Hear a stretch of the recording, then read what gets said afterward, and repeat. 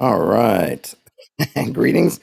I realized, as my voice suddenly dies, I realized that I was going live and suddenly, oh wait, I had pushed my mic away, so I had to scramble to get my mic back into position. I think it's okay. Hopefully, everyone can hear me.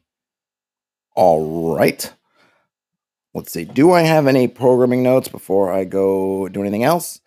Yes. Well, yes, I do. Trying to get ahead of the game in scheduling or at least publishing scheduled streams. Tomorrow, I'll be looking at this threats system that I heard about. I think it was on the OSR Discord. Somebody floated and said they really liked the threat system from Beyond the Wall, particularly for Hexcrawl play. So I'm going to look at that tomorrow. Then also tomorrow night, Alyssa Faden will be here for our monthly chat. And then that will bring us to Friday, which will be the regularly scheduled OSR Reddit. It will be a half hour early because I have a doctor's appointment in the afternoon. So there's that. Now, nothing says sound is good. Great. Awesome to hear. So those are the only programming notes. They should already be scheduled depending on where you're watching. And I think on YouTube, they should all be coming up. And of course, I will in the morning tomorrow and then again on Friday post in the community tab on YouTube what is coming for the day. But I thought maybe I could get ahead of the usual scramble that I do around 10 a.m. when I'm trying to figure out what I'm going to be doing and getting the word out. So I got that out early. I'm going to open up here, share my screen. I haven't really updated this in a bit, my Nixala campaign mind map, my home game mind map. I might do some updates here as we go through things, but just to refresh all our memories. It's been a while since I've done one of these. And the reason is, well, just my group, we've missed a bunch of games. A bunch of things got scheduled and then they just kind of got rescheduled and then rescheduled again.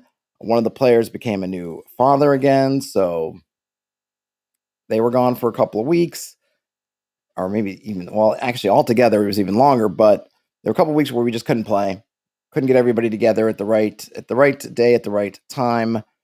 And then we were kind of wondering what to do as far in terms of when a player misses. I only have three players.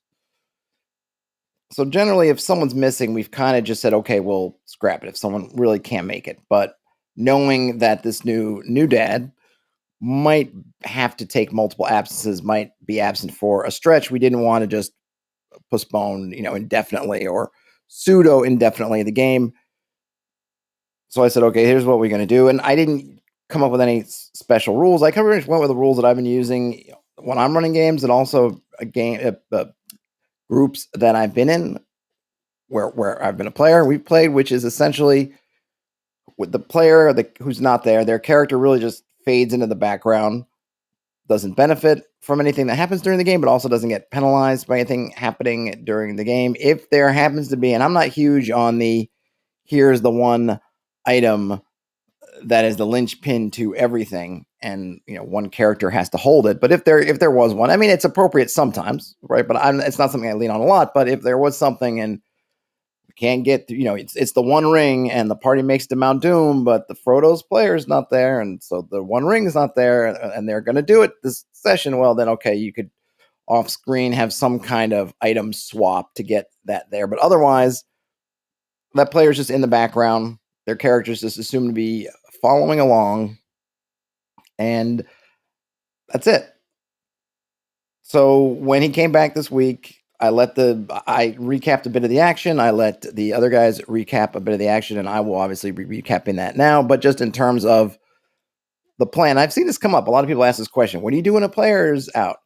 I've never found some kind of immersion breaking deal if you just say, okay, that character is just kind of in the background. He's just assumed to be there. But some people get really high on, the immersion. What if you're in the middle of a dungeon and this player's missing? Oh, my immersion. Where would my immersion go? Look, what keeps you immersed is what keeps you immersed. I make fun, but ultimately, if it does kill your sense of the fiction, then hey, do something else. I've never found that to be a problem. My players didn't find that to be a problem. The two just soldiered on, knowing that in terms of getting stuff done, it's down to the two of them, of course, with their hirelings. I am not a fan of as a GM, really, because as a player, I don't like other people playing my PC. Maybe I've just because I've had bad experiences. I just don't like it. If my PC is going to use items, take damage, potentially die, I want it to be because of things I did, not because I was out 1 week and some other guy decided to do something that they thought was cool or that they wanted or whatever. Like I don't want it. Right? It should be up to me. So I am not someone who would say, "Oh yeah, you take over and play him." No. Hate it as a player, would not ask somebody to do that. And I don't want that responsibility. If I'm the player who's there, I don't want that responsibility of, oh, if I have this player's character do that, are they going to be mad at me or, what's going to happen? Not doing it. So everyone was good with that. And so having established that, we were able to play the last, call it 2.5 weeks. We really had one just abbreviated session because somebody had sort of illness in the family that came up. So we played for just a smidge amount of time. And then we kind of had a more complete session. It was just the 2 players. And I actually was going to do a recap video about that one. I was going to do kind of one of those recap prep chats, but the week just kind of got away from me. And then it was already Tuesday. Oh, okay. I'm getting met tonight. So enough of this blathering about the meta stuff. People do ask about how to handle players being absent. I don't know how you guys do it. This is just how I do it. It works fine. It's pretty low key. I really find the people who will argue on immersion and all stuff, just in my experience, I find those arguments vastly overrated. But that's me. I could say that because I'm talking for myself. Other people may have their own. All right. I'm trying to think back to where we were. So I know, and I'm looking at this map here that I've shared on the screen. I believe we stopped at this session. They had found this basilisk that was in or under some dwarven ruins of kind of a square or some sort of square market, some sort of area. It was definitely I know there's a word, and a plaza, I think is what I'm thinking of, some kind of plaza. They found an entrance that was covered up that went underneath it. They found a basilisk down there. They kind of got a hint, or they took the hints that were around the clues. Lots of statues that don't look like they were carved of people clearly in distress, dwarves. They got all together, and so when the basilisk kind of started to move around, they're like, "Okay, we're not ready for this. We got to get out." But they had this idea of maybe, particularly I have one player's playing a dwarf character. Maybe we'll come back and deal with that. And I think that's where we had left off that last session. Then nothing says, I just have the PC whose player is gone, not take any risks and leave as soon as possible, making up a reason.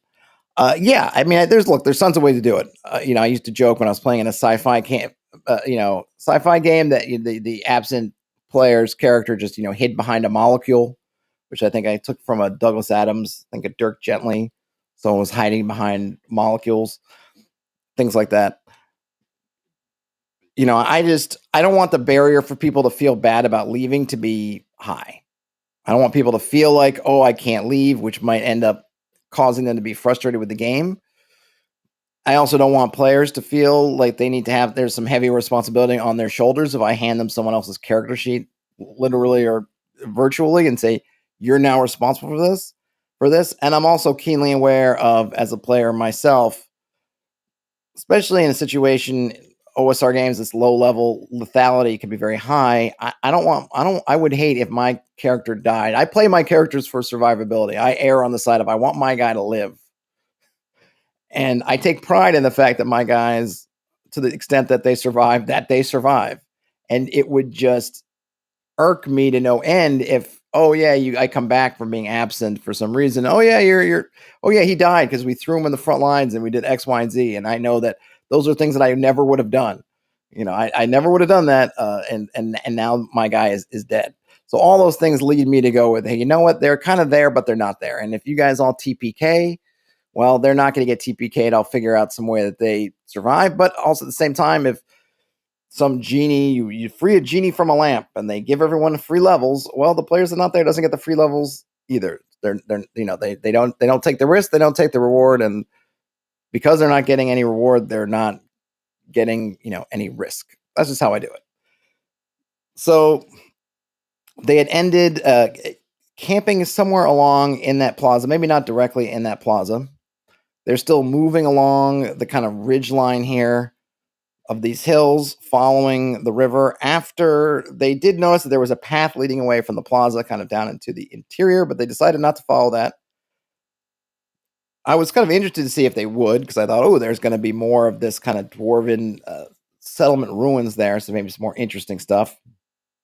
But they said, but maybe smartly, I've mentioned before that I've been proud of them kind of keeping their eye on the prize. They're trying to get to these caves of chaos, and they have an idea that there's a clock, that they have this thing. They have this wolf leader, this wolfling. I call them wolflings, but essentially they're werewolves.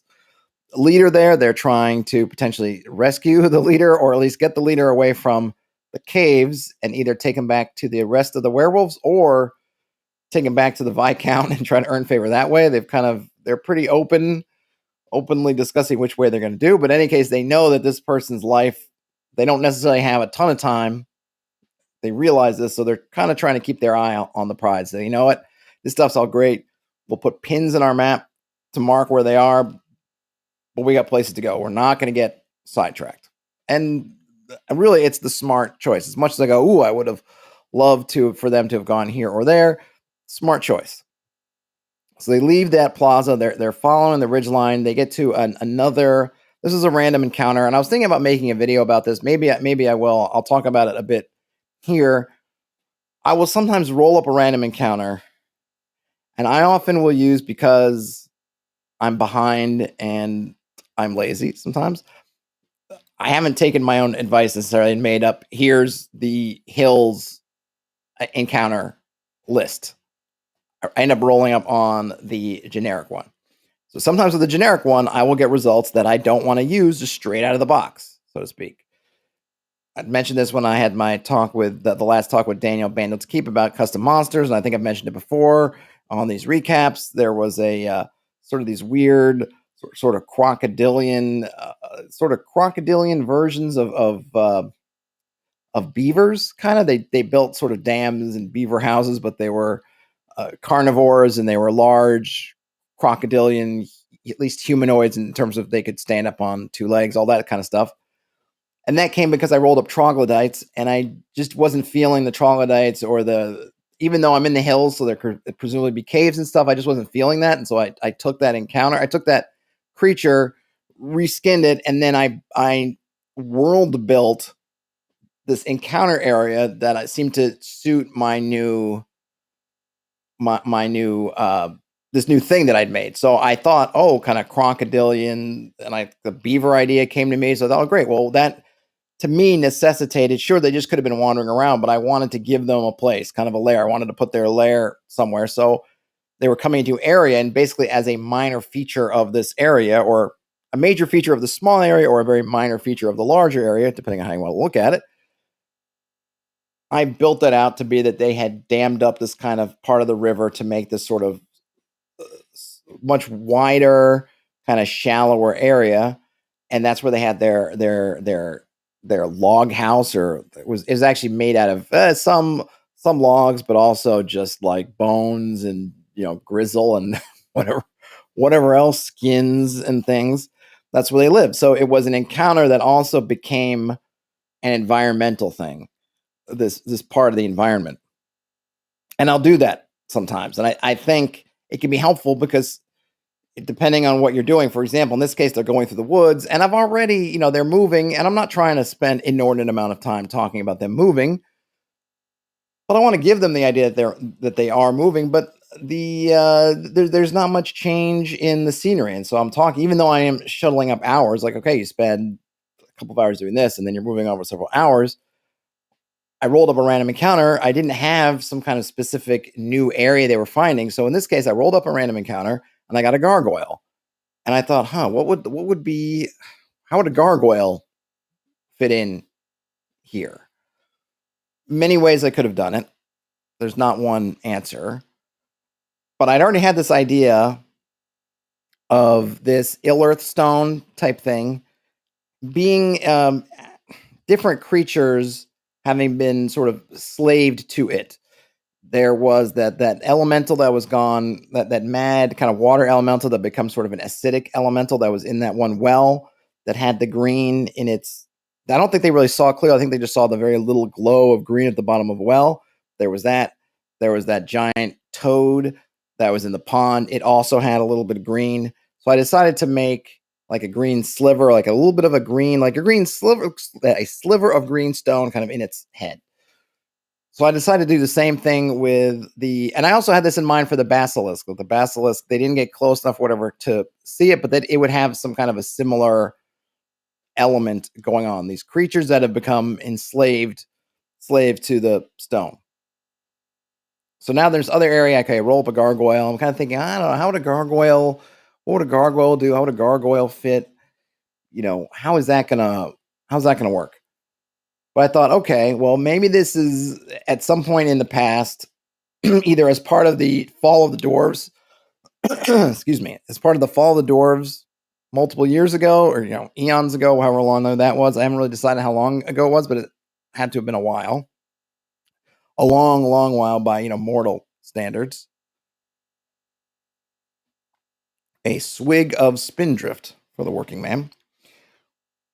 However long it happened, that they pushed out the dwarves, originally coming from the Caves of Chaos and then pushing out, and then for whatever reason they stopped, which we haven't determined exactly why that is yet. Maybe the gargoyle was sent there. So I thought about, well, I could just have the gargoyle flying by, seeing them. That's one way. But I also wanted to, I'm always looking for ways to, and part of this might have been because there was that path for the party to go down and explore more of the ruins, and they didn't take it.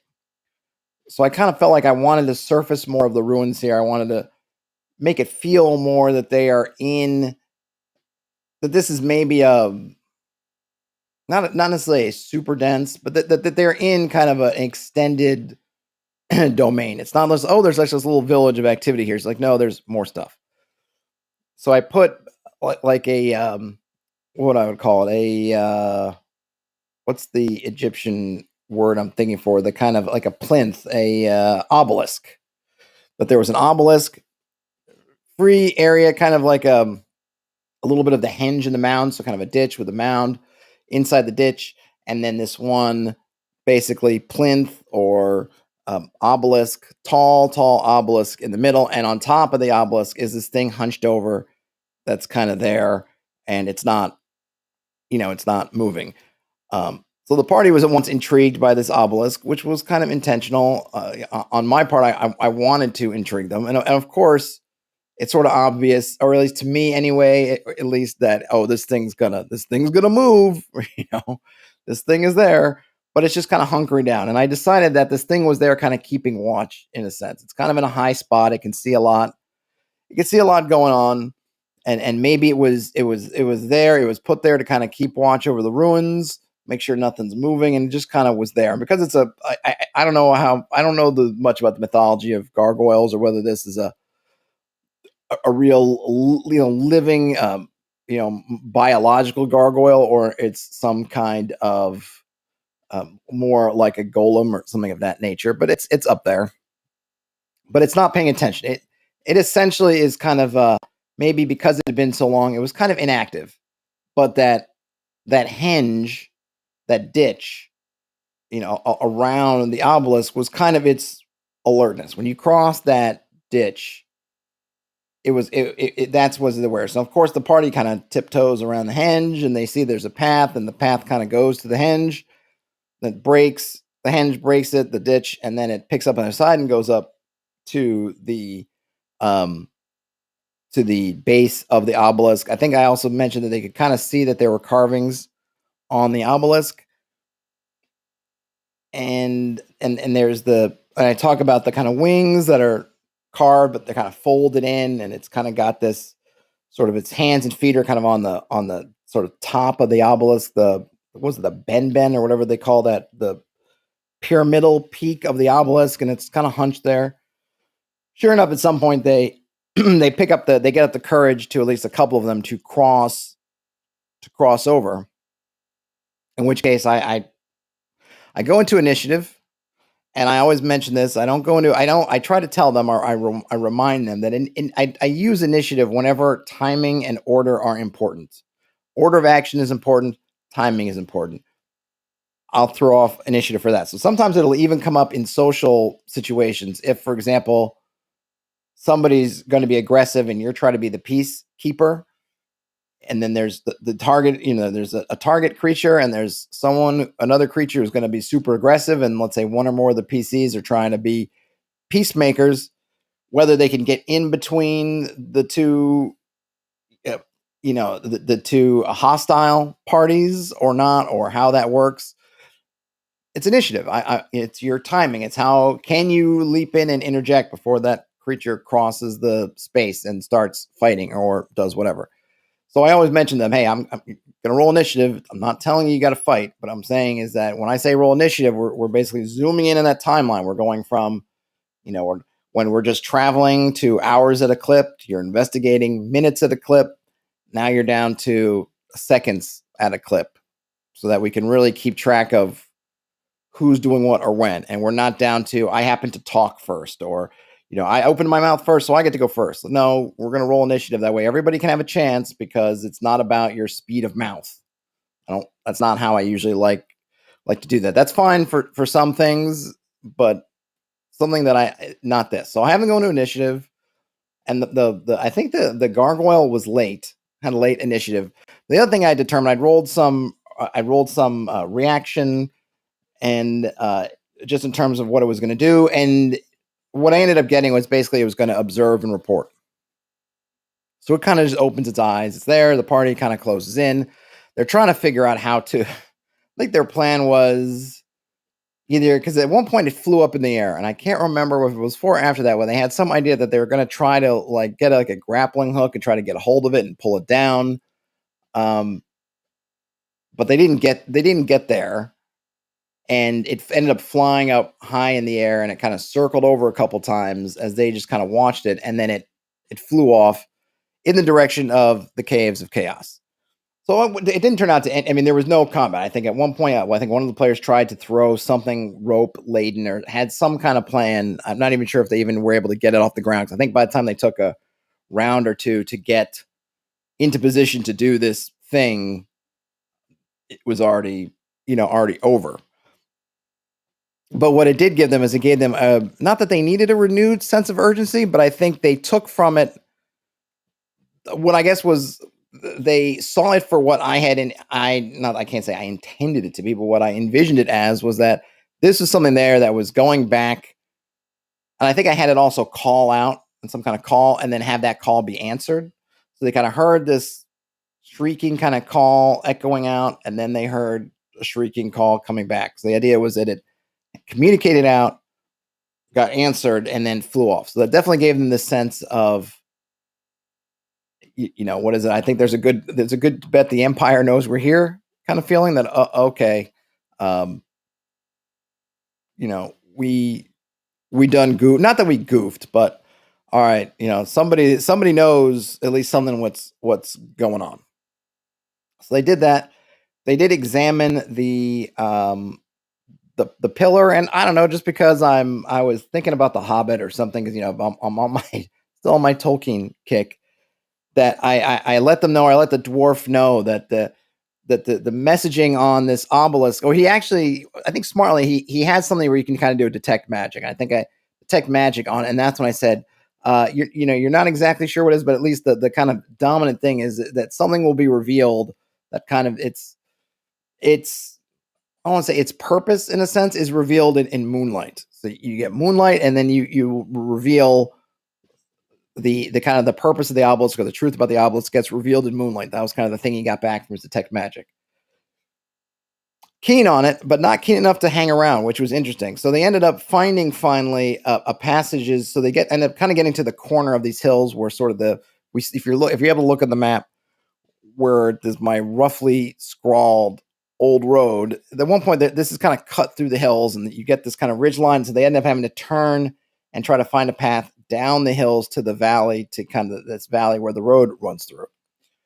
So they get there, they go down, they end up finding more ruins in here, and then they find basically a connector, a little connecting road that takes them to the main road, and that's where they decide to camp.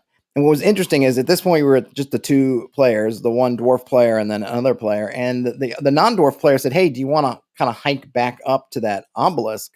Because we're not going to make it anymore by night. We have like an hour until, or maybe a little more than an hour, but we're not going to get very far now. We're kind of at where we want to be. We can go back up and see what happens in the moonlight and kind of, find that, find that piece of the puzzle, or at least figure that out."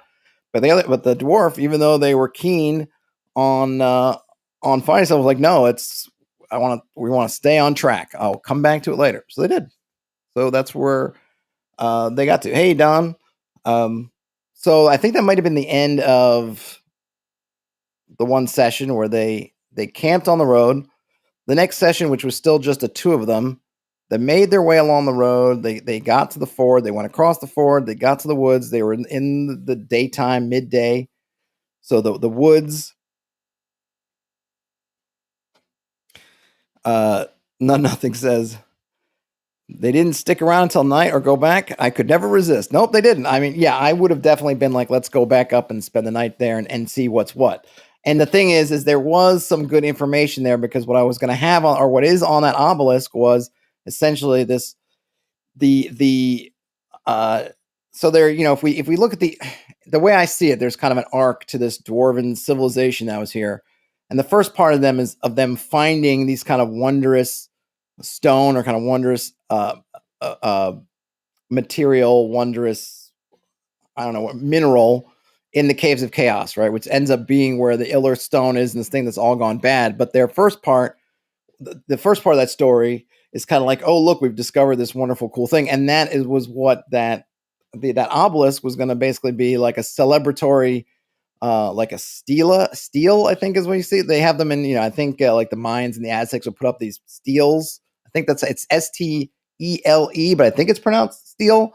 Essentially, like a sort of like an obelisk that it's just ceremonial, and it's a celebration. I think, and oftentimes it's somebody's birthday or the changing of leaders or whatever. I think if you look at Mayan or Aztec ones, but in this case, it was going to be all this work we did, and we found this amazing thing, and we're celebrating it by building this obelisk here so that we can remember. That was kind of what it was going to be for. So it would have given them some more context, but yeah, they didn't go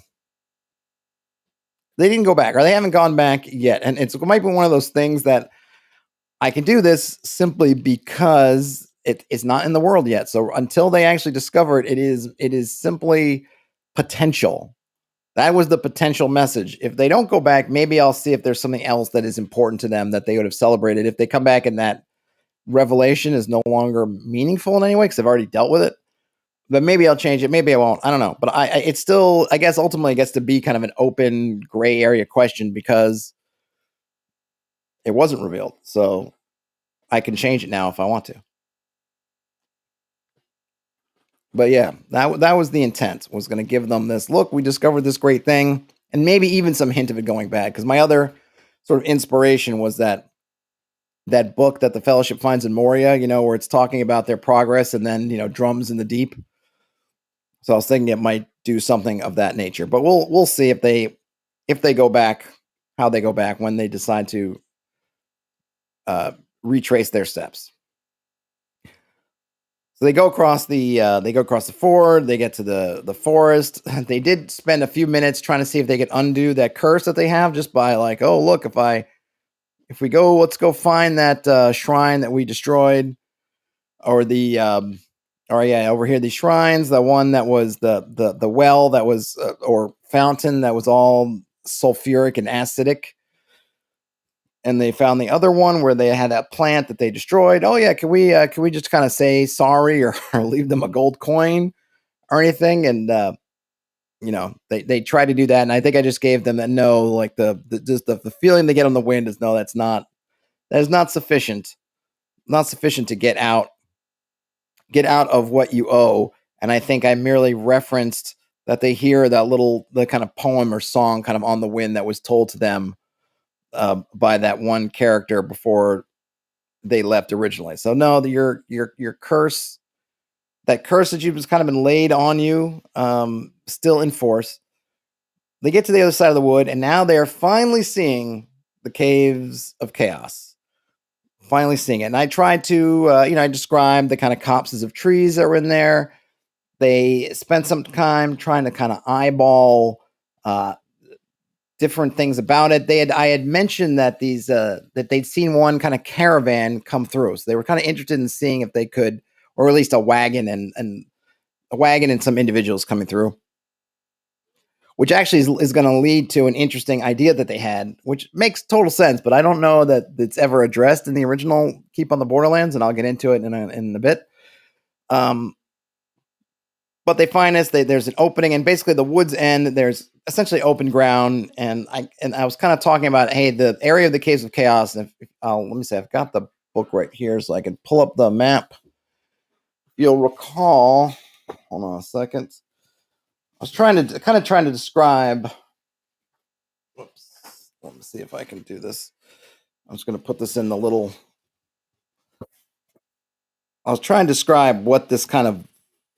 See how it's kind of like a bowl, or it looks like a tongue of open ground sticking into the hills. I was trying to kind of describe what that is. I ended up saying it's like a bag. I think of like a loose bag, and you're at one end of the bag, and then, just trying to describe it. I still don't have a great term for whatever that kind of formation is, or just kind of a little, a little valley, a little mini canyon. I don't know, because the whole thing I've kind of put is in sort of a canyon already. It's part of a canyon structure, or sort of a valley structure. So in this case, the valley kind of juts into the hills more, and that creates the canyon with the caves in it. Any sense? I gave him the layout of the caves. One of the characters, man, there's only two. One of them has kind of some stealth abilities. So he was like, I'm going to use he has kind of it's like a bit of an illusory invisibility that he can use. It's like, okay, I'm going to throw on my illusory visibility. I'm going to run into the one copse of trees, the closer one, so I can get a better look around. So I'm like, okay, he runs off. He's doing that. Nothing says, I call it flat-bottomed valley when I ran it. Oh, that's a good idea. Yeah, I was just trying to differentiate it, because this whole area here, if you could see me circling on the map, unfortunately, if you're listening to this later in audio, I apologize. But the whole area where the ford and everything, it's kind of this, where the river's coming down, it's all kind of one sort of valley, kind of crinkly sort of valley area. So I was trying to differentiate that little scoop, or prong, maybe would have been a good word, prong of the valley from the rest of it. But the flat bottom valley is kind of not a bad term. So he runs to the copse of trees, and he's peeking around. He doesn't see anything. It's all pretty much quiet. Then the dwarf and the hirelings are kind of waiting in the tree line, and he decides he's going to try to kind of climb. If you look at the map, imagine if you imagine, I'm going to put this here again. If you imagine, let's see, oops, like there's other canyon sides right here, right? This, because in my map, this kind of, whoops, I can't really see what I'm doing. This opens up, so there's kind of side walls, if that makes sense. Kind of climb up a sidewall, because I mentioned that there are terraces, because there are kind of terraces where different caves open. He tried to climb up. So he took a couple of the higher guys with him, tried to climb up. He didn't. I asked him, like, well, how are you doing it? And I said, it's talked about how it's kind of vertical. It's sort of challenging, kind of lots of sort of large boulders, sort of vertical faces here. It's pretty steep in these areas. There are these terraces, but between each terrace, it's not easy going. I was sort of prompting him to give me the method, right? So you want to climb up here. How are you climbing up here? And that would have determined if I was going to have them roll, what I was going to have them roll, whatever. But he didn't. He was just like, "Oh, I'm just going to climb it." I said, "All right, well, give me a." I think I gave him a strength check. Give me a strength check. He failed. So I rolled randomly because he talked about maybe getting a boost, or like I was like, okay, well, someone's giving you a boost because he's a dwarf, but it's even with the boost, it wasn't going to help him super much. It would just help him a bit. The way he failed wasn't enough. And so I'm like, okay, who's boosting you? I rolled dice. It ended up being their torchbearer Unred, who was there just trying to give him a leg up. That the dwarf fell down, landed on top of the torchbearer, who was not prepared, and it's a dwarf. He's heavy. Let out a yelp, and the yelp kind of echoes around. I rolled a random encounter check. I rolled an encounter. I rolled kind of I kind of picked some of the cave areas I thought would be closest to the entrance, the opening of the valley. I think it ended up being the first one, which I think is, or not the first one, but the cave marked D. I think that's cave marked D. So whichever one is the Goblin cave. And then in the descriptions for the Goblin cave, they talk about having, I think, a handful, like 6 goblins with spears who were kind of running around, or they're out there. So I decided, okay, these guys come out to check what's up. And the one player who was in the woods sees the 6 goblins come out. I talked about how they're wearing kind of tunics. They've got spears, and they kind of jog out of the cave. They sort of look around, and then they head out to check out on the outside. Having heard obviously you couldn't have missed the yelp. The party who had been with the dwarf are retreating to the woods. Now the hirelings who had not been, everyone but Unred, the torchbearer, who was just standing around, they just hustled across the open space and got back to ground, which left the player character and the torchbearer kind of scrambling up to their feet. I had them get initiative because they were in open ground. They were going to be seen when the goblins come around the bend. The goblins come around the bend. They see them. They're trying to scramble to their feet. The goblins have 6 spears, so they threw them. And 4 of them, I rolled really well. So 4 of the spears hit, and I just rolled a D2. I was like, all right, let me roll a D2 because they got 2 targets, and I'll just see which ones hit which. And literally, and I let the player call it. You want evens or odds? I think he said odds. And every die I rolled was even. So the poor torchbearer got all 4 of those things. And I thought, well, I guess, maybe if they all roll 1 damage each, there'd be a slight chance the torchbearer would survive. But no, there was way too much damage. So the torchbearer went down in a heap, went down under the weight of those spears. The other character made it back to the tree line, but then and exhorted they do have a one magic user, hireling, who happened to have sleep. So the magic user, he exhorted the magic user to throw his sleep at him. The magic user did, rolled well, knocked all because the goblins were all packed together. They didn't have any reason to really. They were kind of hooting and hollering, and they weren't taking anything really seriously, and they didn't know there was a magic user kind of in the midst. And I don't even know if they would have known if they would have done anything. It didn't matter. They were not in some kind of, this was not a military expedition where they would have been spread out to avoid such things. So yeah, they just got conked out. So the party lost their torchbearer, who'd been with them quite a long time. Poor guy. Pour one out for Unred. They buried Unred in the woods, and they ended up tying up the goblins and dragging them to the opposite side of the woods to be interrogated. And then they did some of the interrogation. Here's where I made a decision. I'm not sure yet whether I love it or not, but I did it, so I'm going to go with it. I put this kind of glow in the goblins' eyes, and the kind of the back of their eyes, or I don't know, I trying to figure out how to visualize it, but sort of a greenish glow on the back of their eyes. And I did this because I'm trying to link these things together, right? They've seen the green rock fragments and things, this kind of glowing green rock fragments that are tying these different creatures they've seen together. And I wanted to also tie these things together, that it's this thing of like, yeah, they're under this kind of influence. Now, what kind of influence it is and what it's doing, they don't know, but okay, there's this sort of influence there. So I wanted to tie it up. Now, the one thing that I regretted a bit was something that's kind of almost necessary with the Caves of Chaos, I think, to make it really doable for the party, is the fact that they can bargain. You could try to make deals with different NPCs. And so I when I first did it, and it was kind of the end of the session, I thought, shoot, did I make a mistake? Because I don't want to make it so that there's no ability to talk to them. I don't want to make it that they're zombies. I want to show that there's an influence, but not that they're under kind of mind control, which would mean that the party would have to go through and basically just slaughter everything. I did not want that to be the thing. So I tried to kind of play it both ways. They're showing influence, but they are willing to talk. And the party started interrogating them. Now I made another choice here, which I kind of like, but I'm not sure yet. I have one of the characters, two of my characters are lawful, one is chaotic. And I decided that maybe part of this influence is that, unbeknownst to maybe even the creatures themselves, they kind of revert to talking in the language of chaos itself. Right?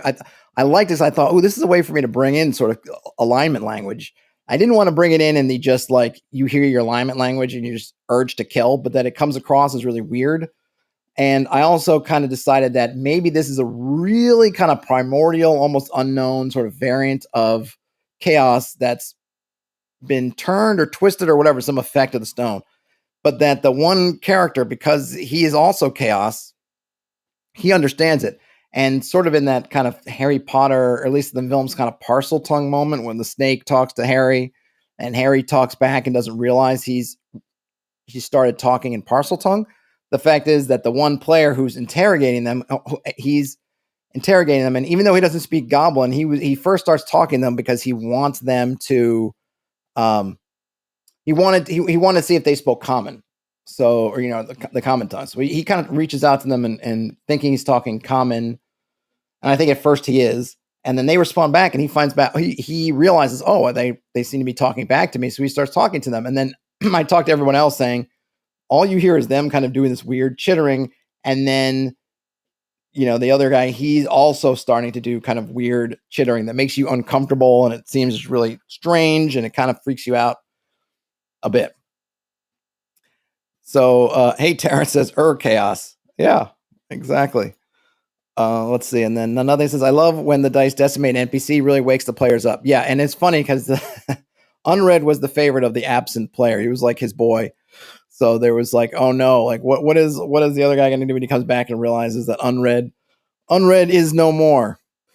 So they start going on interrogation, and I'm trying to toe this line. Sometimes I feel like with some elements, maybe I was successful, maybe not. Of like, we're not slaves, but I talked about, they're part of this great work.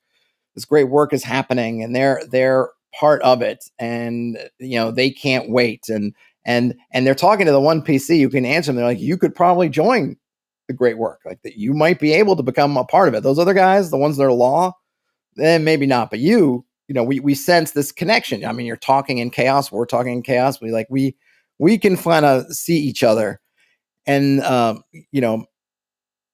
maybe we can do business. We can come eye to eye. They find out that there's a Unred. Unred. That would be Unred's revenant name. Yeah, I might have to do that. That might be too good to pass up. Let me make a note of Unred the Revenant. Oh, let me put a thing here. Yeah, that might be too good an idea.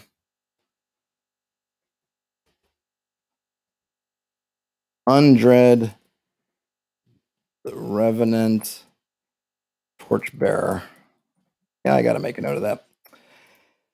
So they're going back and forth. They're doing that, and then I think we end the session there, where they're sort of trying to figure their way. I think I did a fairly okay job of making it seem like they're not zombies, because the party was starting to consider, could they make some kind of deal, whatever. And they were asking questions like, well, why should we let you live, and things like that. And the goblins didn't really know what to make of it. And I was trying to do this thing where it's not that they don't it's.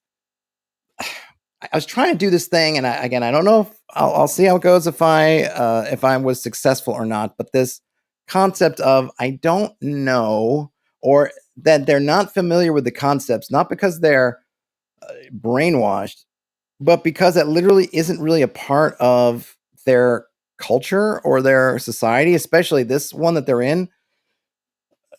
This idea that your lives have worth outside of kind of what you can do, right? These goblins are, especially now, but they're in this kind of eat or be eaten.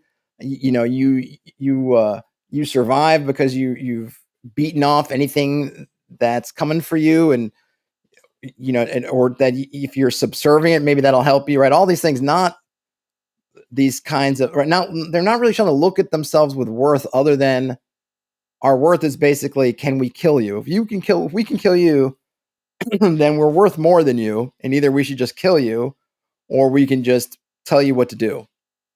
Or we can't kill you and you could kill us, in which case we should run or do what you say, or, try to run to somebody else bigger than you, right? Something like that. This idea of these kind of bargains, especially now, are kind of not, I tried to paint it as they just don't kind of get it. Like the concept's just like, what? We could, like, this other thing you're asking us to kind of our worth. Our worth is kind of, what we can kill or not. So that was kind of interesting. And I don't know how much they got or how well I did at communicating that, but that's where we ended that session. So we had a little bit of action, some discovery, the loss of the torchbearer, and then the beginnings of their interrogations.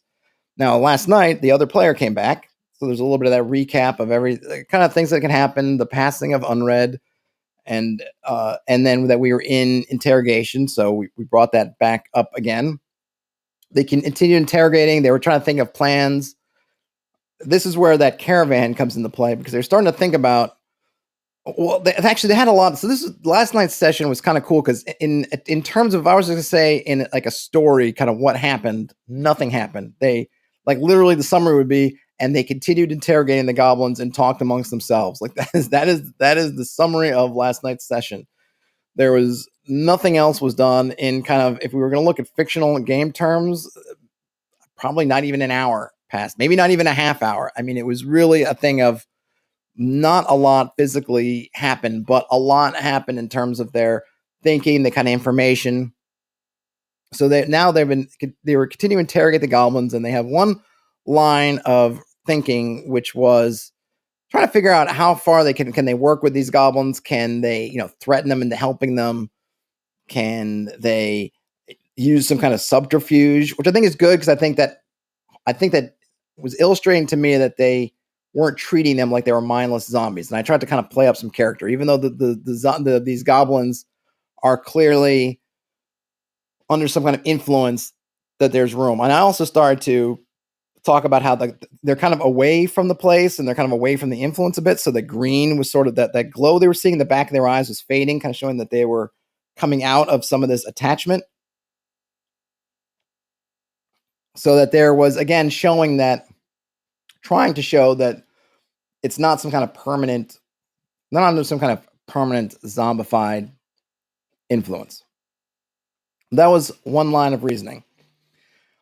One of the players, it's not. I don't know if it's because they're risk averse, because they'll take their risks, but what they want to do a lot is they're always looking to bring other people in, bring other forces in. And on the one hand, that's fine. Look, it's smart from an ultra realistic perspective. That you see it in every TV show, right? The two cops are on the scene, the two partners, and they could go in or they could call for backup. And maybe one of the partners is like, we should call for backup. And the other guy's like, I got to go in. We don't have time, right? I usually see adventures as the we don't have time thing, as just kind of part of the gig. You're going out there. You are the people who are running in because there is no backup, or you can't wait to call for backup, or you don't want to call for backup. One of the players is really keen on calling for backup, trying to get their eggs in order. So he's like, okay, we know this thing is here. We have some ideas that actually aren't really correct about what's happening, but there's kind of the other plot of the sort of the war worlds kind of walking machine, and this entity Manateer, the Hierophant, that's running around, that ran around and kind of walked off the stage for a while back there. And he's kind of lumped these together as the same thing.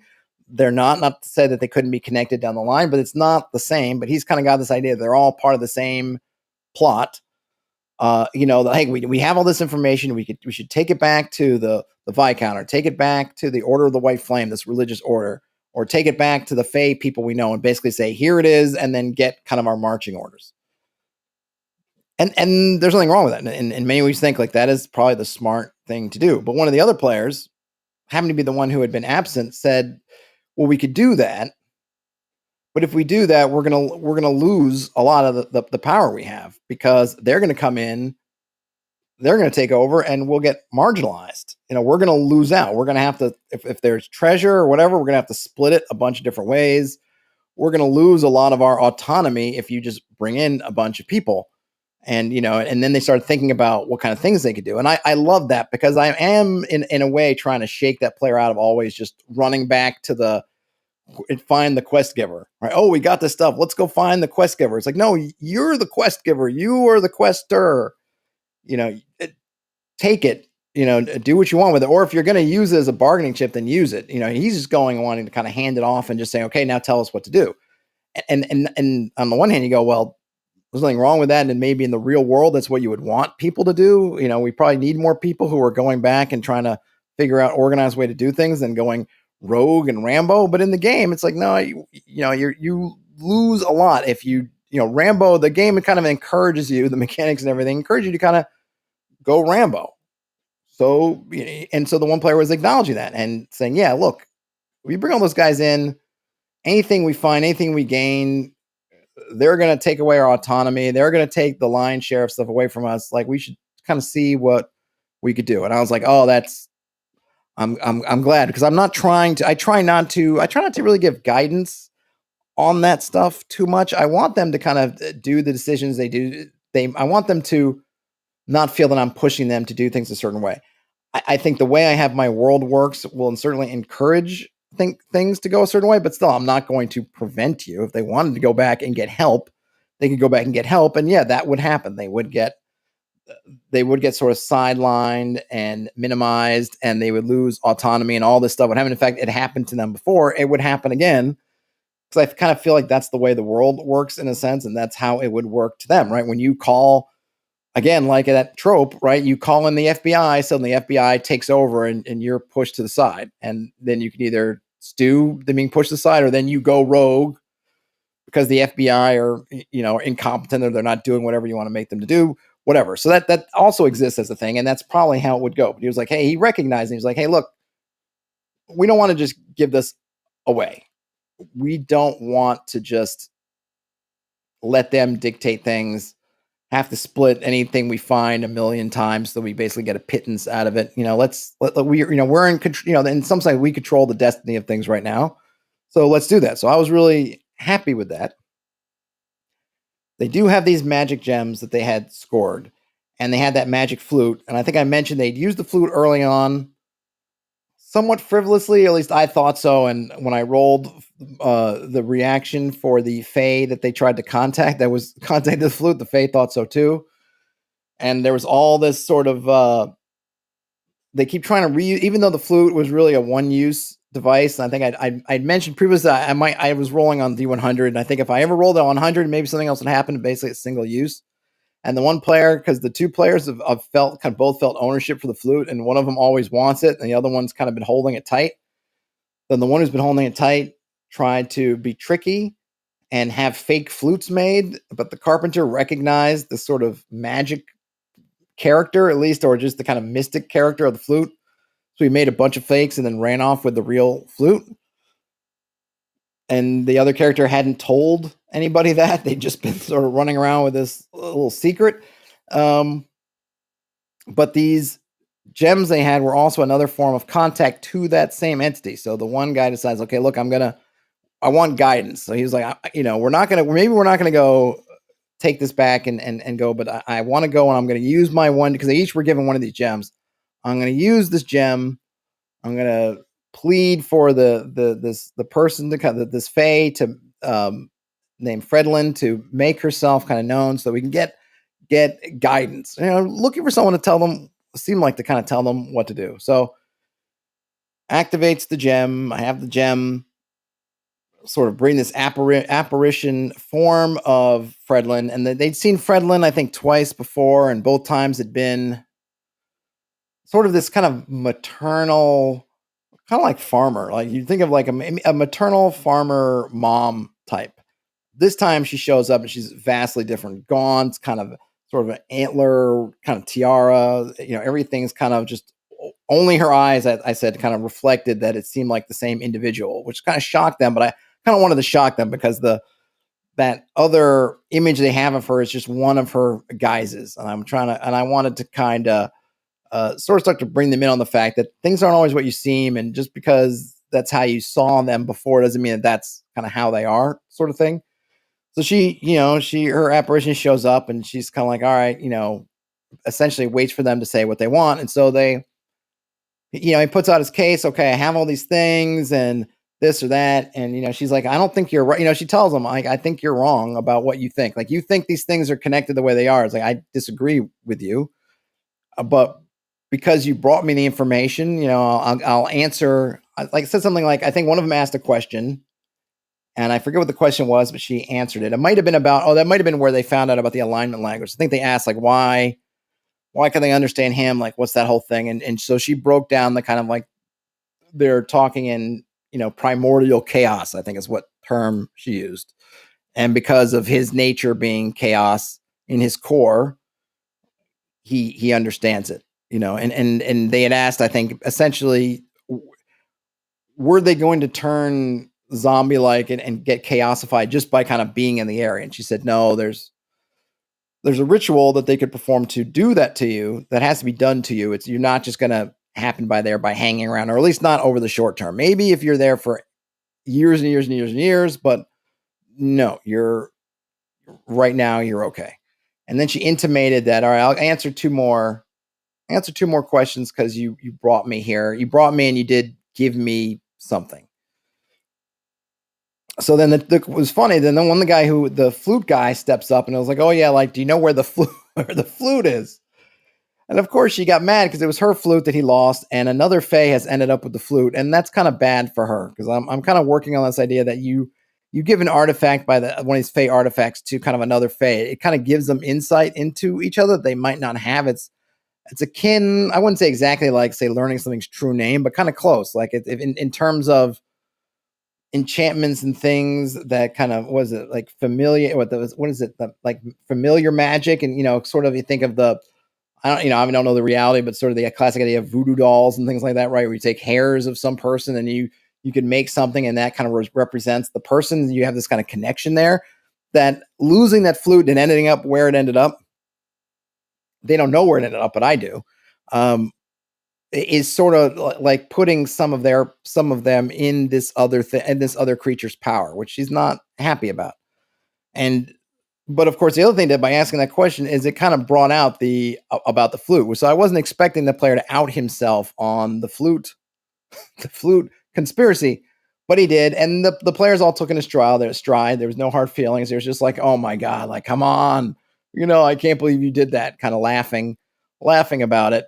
And the guy was continually trying to cover up, like, what? I was just trying to do this or that, and I was stolen from me. I didn't do anything wrong, and that kind of thing. But it was all fun. Everyone took it in stride, and I think, I don't remember if she gave an answer to who has the flute or something, or whatever. But she got to kind of give him a tongue lashing a bit for losing it, and that got exposed. The other thing they asked, so the one character who had summoned her to begin with, he wanted to give me guidance, tell me what to do. And so she kind of posed it to him like this, and this was me trying to, in the fiction, but also like, I can if I could use the fiction in this way to show this player something about how the game works, at least for me, how I want them to think. She said, because at first he was like, oh, well, we could be your allies, and you could help us and stuff. And she said, we can't be allies. We don't. And I think I tried to be. I didn't want her to be.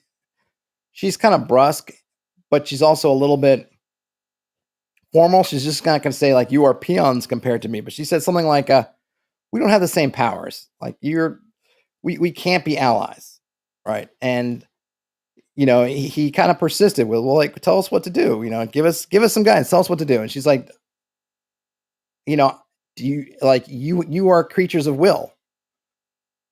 You have wills. You need to exercise your wills. She said, do you want to be my thralls? If you want to be my thralls and be my servants until you die, we can do that. Do you want to be that? Do you want do you want to give me your wills? Do you want to, essentially give those up? Because if you want to do that, then I'll tell you what to do all day long till the cows come home. If you want to give me your wills, sure, we can make that bargain, and I'll tell you what to do. Of course, when I put it in those kind of terms, they're like, "What? No, don't think we want to do that." And I let her kind of lay out to them. It's like, listen, you are free beings of will. If you value that, then you need to make your own choices. If you want to bow down and hand over your wills to me, then I'll make those choices for you. But you kind of have to decide what you want to be. If you're going to be willful creatures, then you need to exercise your wills. That's kind of part of your power, is that you have your wills to kind of dictate your own destinies. Or you can give it to me, but you can't kind of play both ways. You can't say, like, what should we do? It's like, no, you're either going to be mine and I'll order you around. And I was willing to, if they said, like, yeah, we'll do that. Right? I don't know what the game would look like at that point. It'd probably been more sort of like a Charlie's Angels kind of game or something, where I don't know, they get their marching orders, they go do that. Maybe it's for some groups, do it. They want to do it. But my players, to their credit, was like, no, we don't want to. We're not trying to be your servants. We just we're just kind of looking for something to do. And she said, basically, like, you gotta decide. You gotta decide what you're gonna do. She said, I don't see what you see with this situation as it is, but you gotta decide. And then they finally, I don't know if it was a backdoor to getting some guidance, or it was a legitimate way to sort of assuage her anger at the fact that they lost her flute. It was one player, but as a group, they lost her flute. They said, like, what can we do for you? Like, we just want to do something for you. And I also made clear to them, it's like, oh, it's like, so you're going to do this task for me. I said, because you are, I said that, like, you're in my debt. She said, like, you are in my debt. You do owe me because you did lose my flute, and that's going to cause me some troubles. So you do owe me. There's no doubt about that. And it's like, this is you repaying that debt. You want to repay that debt by doing something for me. And they're like, yep, that's what we want to do. And then I said, okay, well, she said she'll think about it, because I don't no idea what to make him do, or what she should ask them to do. But I'll think of something. So she said, well, I'll think of it and I'll get back to you. And then her apparition faded out and the gem crumbled to dust. So I think they have one more of those communication gems left if they want to use it. And they've sort of put themselves a little bit in the service of this Fey creature. I'm not sure what she'll ask of them. We'll see. I mean, now it's on her timeline, so she can come back to them whenever she wants. So I have, as much time until I think of something interesting comes up, or world events push things in a certain direction. So the end of the night, basically where they began it, still kind of in the midst of sort of taking a break from interrogating the goblins. Night is falling. They'll need to deal with that. And I think they're still considering their options of how they want to proceed. Oh, before I end up, I mentioned the caravans, and one of the interesting one of the interesting plots that they came up with was to try to basically starve out the caves, or, what's the word I'm looking for? Put the caves under siege. They're in these caves. They don't know if there's any kind of other entrances other than the main entrances. I told them the goblins didn't know of any. I think there is one. So I think the actual temple and whatever you have to leave. I forget. I think it is kind of separate. I don't remember. I'd have to look at the B2 maps again. But in any case, thinking of these ways that they could try to affect the larger group. They also did find out from the goblins that there are multiple types of creatures, that they are sort of aligned very loosely, that there's a lot of this, the strong will survive. They're not really working together. So they kind of understand, I think, a bit that they do have some maneuverability. They don't have to take on the whole thing at once. They could try to pick and choose their moments. But also this idea of, hey, if, because they asked, well, what comes in the carts? And I think I told them ingredients was kind of the word that the goblins use. Something like material for the great work. Sometimes includes food and water and provisions, things like that. which I don't think is ever covered in B2. Someone can tell me, it's been a while since I read it, whether they cover like how the folks living at the Caves of Chaos get fed, what they do for that. But in this case, there's this thing, and so they were thinking like, oh, we could try to take out some of these carts that are delivering supplies and maybe use that to infiltrate, kind of subterfuge, right? Hide in a cart, or use the cart as cover, or just try to choke off their supplies by attacking those deliveries. So cool. So that's really an extra wrinkle I hadn't really thought about. I just kind of had it there as sort of a flavorful moment. But yeah, so that might end up being something. So that was the session. Hope you folks enjoyed it. Let me know if you have any questions. We're at the bottom of the hour, so my timing is good.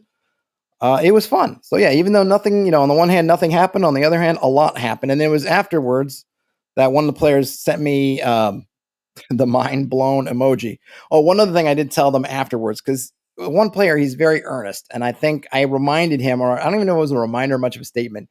He's asking me kind of off the game, like, well, why doesn't she think this is important? Or why doesn't she, kind of agree with me that these things need to be dealt with? And I said, you don't know that she doesn't. I said, just because she told you X, Y, and Z doesn't mean that's true. Like, you're being a little too earnest. Like, you don't know how much is truth and what's not. Maybe she is taking it super seriously. Maybe there are other things going on. Like, there's any number of reasons why she doesn't see it the way you do. And part of it could be she just doesn't want to tell you that she sees it the way you do, right? Who knows what's going on. And then afterwards, and I don't know if it's because of that or because after the game, he sent me kind of the mind blown emoji. But hopefully I've kind of opened his eyes a little bit. Because I think a lot of times he takes just kind of as gospel. If they just say, yeah, it's nothing or it's everything. And he's like, okay, I guess it must be nothing or everything. And it's like, no, you got to be a little bit more critical. These are creatures with their own motives, their own ideas. They could be wrong. She might be mistaken in the fact that they're not all related. You can't just take it as the truth, which I think he was. Yeah, that's the game. That was the game. Terrence says, have her make them follow through on some weird Fey obligation she has, kicking one of her own dangerous obligations downriver to them. Absolutely. And certainly there's a lot of fun Fey stuff they could get into. Chip says, talking chaotic to the Goblin, that was way cool. Oh, glad you liked it. It kind of just came on me in the spur of the moment, the sperm of the moment, and I went with it. And Terrence says, I like making dealing with the Fae utterly terrible. Yeah, I like to play up the fact that they are really, in my world anyway, they are very much alien to mortals, at least people. And yeah, so and that was kind of why I wanted that one Fae to reveal herself in a totally different form, kind of shake up this idea that they are getting comfortable knowing what these Fae are all about.